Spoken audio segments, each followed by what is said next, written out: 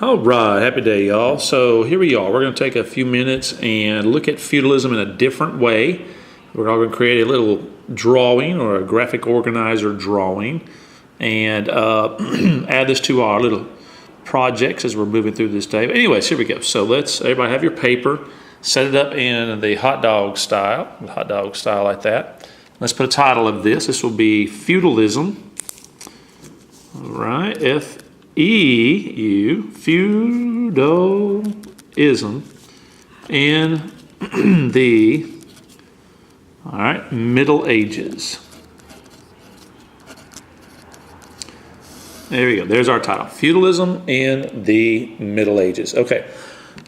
So what we all know that at the top of everything in feudal society, the most important person would be a king or a queen. So we're going to give him a crown right here. That's an ugly crown, but that's the type of crown I'm giving him. Give him some eyeballs, a little nose, little mouth. We'll make him smile. We act like he's a happy king. Give him a face. So there's your king. All right, but they also had queens and stuff like that. I'll also call him a monarch. So you have a monarch, okay? Or this would be your king or queen. It could be a queen. There were some queens. Okay, now the king is the one that will own all of the land. So let's draw some land here for the king all the way around. King owns all the land. Okay, he's the main guy, owns all the land. So there's my king owning all of the land. Happy king. Okay. Now the problem is in different parts of this, you will have invaders that would come in. Up here in the northwest, if you had land near the water or any type of water, you may have Vikings that come in. So I don't know, let's draw a Viking boat. We'll put a little Viking on there with some little horns. All right, there's my Viking here. We'll label him Viking. And the Vikings, remember, they would come in and have all these raids into the rivers that came into the land, and they would come and plunder and take what they wanted. All right, then over here, coming from the east, you'd have the vicious Magyars. So we'll have a guy, I don't know, we'll give him a bow and arrow. A little bow and arrow. There we go. And this would be your Magyars. These are your invaders from the east. So Vikings, Magyars, and then from the south, you'd have Muslims. So let's draw their symbol. The crescent moon and the star here. These are your Muslims. They were all invading the different lands that the kings owned. So the king couldn't protect it all. So what he did is he took his land and he would divide it up. There were some kings that would divide it up like 360 different spots. Well, I'm not going to do it. I'll just cut it up 360 times. I just don't want to. I'm just going to cut it up into 4. Okay, so 4 spots. 4 pieces of land he's cutting the land up into instead of 360 because I don't want to. So there you go. All right, it's cut up 4 different areas. All right, now the king, let's get a different color here, a little bit different color. Would give each part to, all right, a noble. So we're going to draw 4 nobles here. All right, and I'll give them kind of a dress, a skirt here.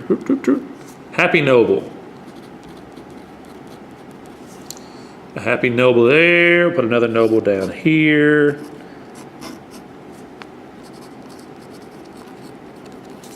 All right, let's put another one over here. This noble owns this land. They're all wearing the same outfits. Looking sharp.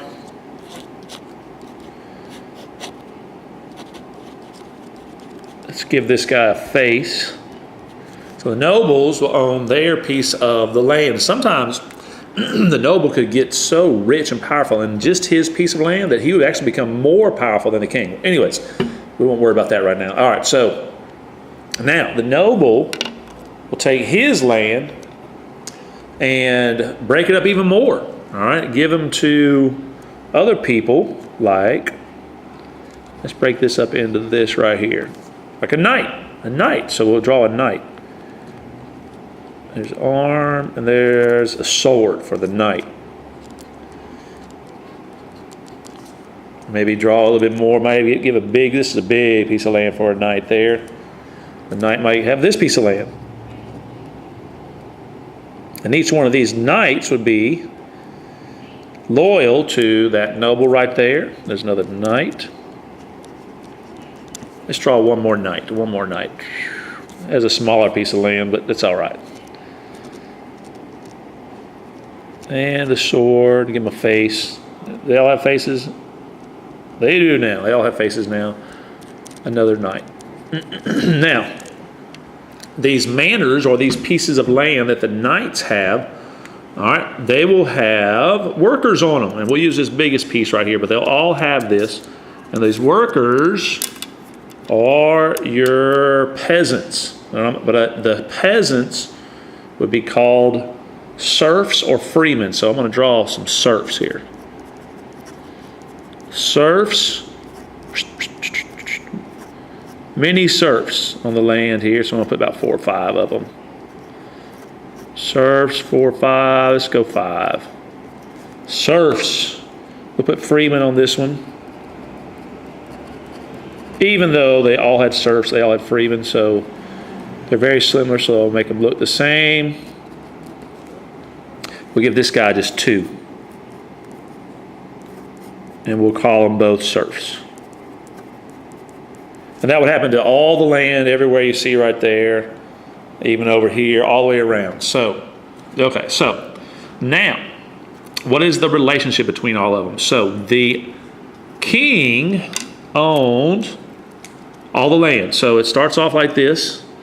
The king would give, I'll make this dark. He would give, they made that little arrow right there, land to the noble. That's the job's thing, is to give land to different nobles, okay? And then the nobles would in turn take that land and give them to the knights. So you can do that right here. Land. I even draw one more. Let's draw one, a big one, way over here. Land. Make sure your arrow goes the right way when you're drawing this. More land to the knight. So it starts here with the king, he gives land, and the noble breaks that land up even more, to 100 different knights it could be. All right, then the knight would give back in return protection back to the king or the lord. Protection. So this noble is giving protection, also other things like taxes. The noble would give to the king. That's what keeps the king really wealthy. And then the knight would do the same thing. Give protection.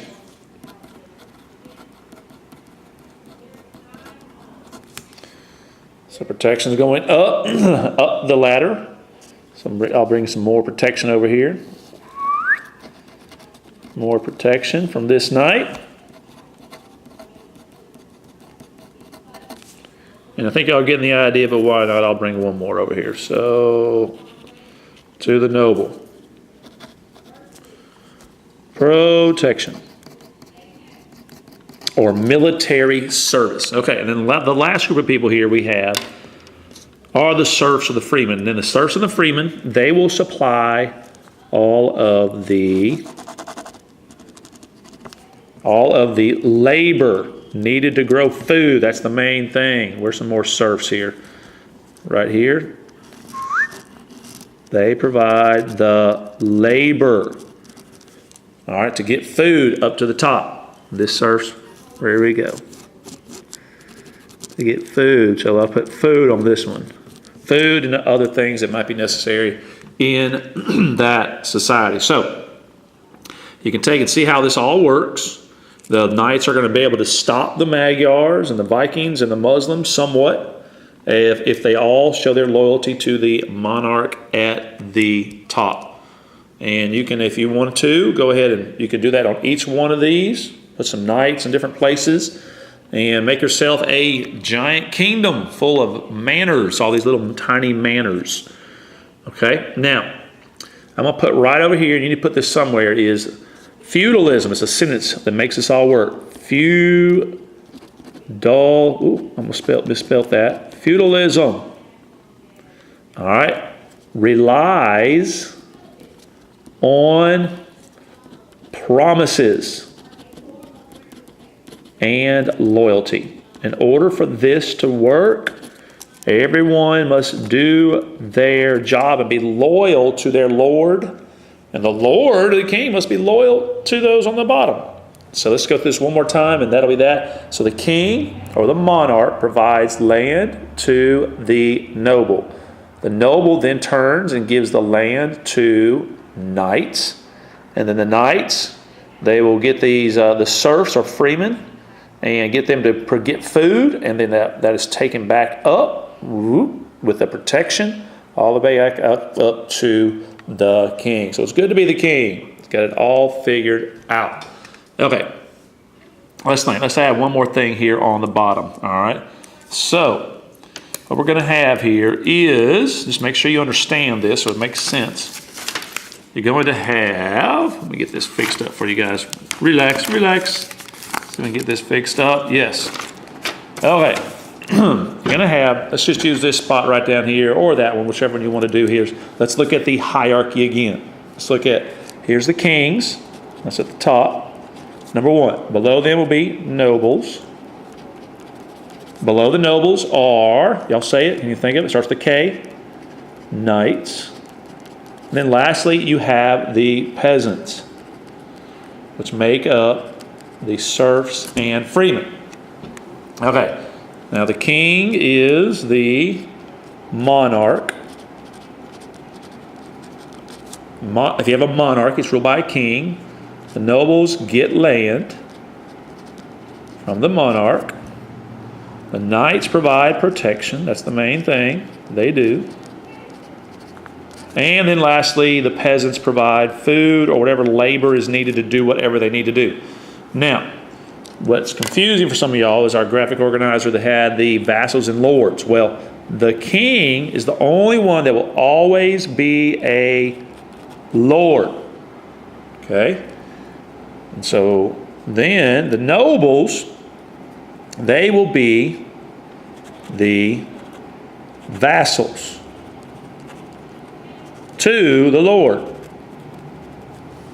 But the nobles are the lord to the knights. And the knights are the vassals to the nobles. The knight's lord is the noble. Okay, and then all the way down to the bottom, you have now the knights are the lords to the peasants. And the peasants are the vassals. And they are lords to no one. So everybody in the middle is a vassal and a lord, as long as there's someone below them. And all right, that's going to stop our look into a little bit of the feudalism in the Middle Ages. Take this, draw it up. Hope you enjoyed it. 3, 2, 1, I am out.